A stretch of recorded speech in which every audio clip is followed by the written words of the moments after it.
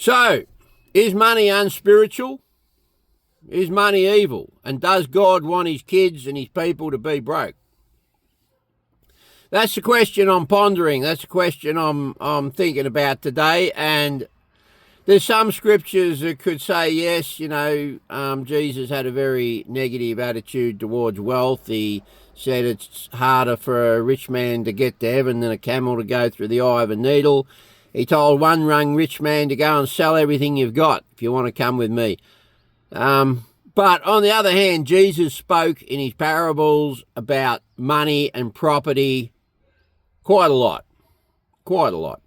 And a lot of God's people, some of God's people, like Abraham and Solomon, appeared to be quite rich people, I don't think so. I don't think God wants us to be broke, needs us to be broke,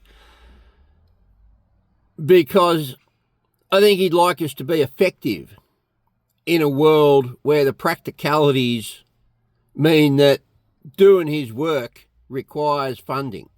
I mean, it's very hard to help people, or it's much harder to help people. The scope with which you can help others and be of service to others is far more limited if you don't have funding. Now, this world runs on money. We are in this world, but not of this world. But we still have to operate in this world. And that requires funding, requires cash. People aren't listening unless you can pay your bills, generally speaking.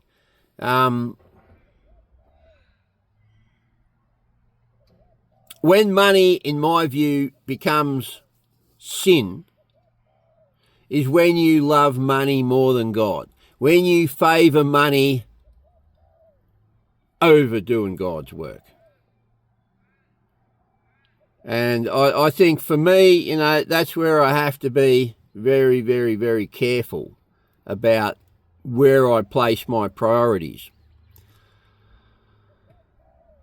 And like everybody, I guess, I'm a work in progress. I'm far from perfect, and I'm far from the decided authority on anything. But anyway, that's my views on this subject at this time. And God bless you all. I'll talk to you again soon. Thanks.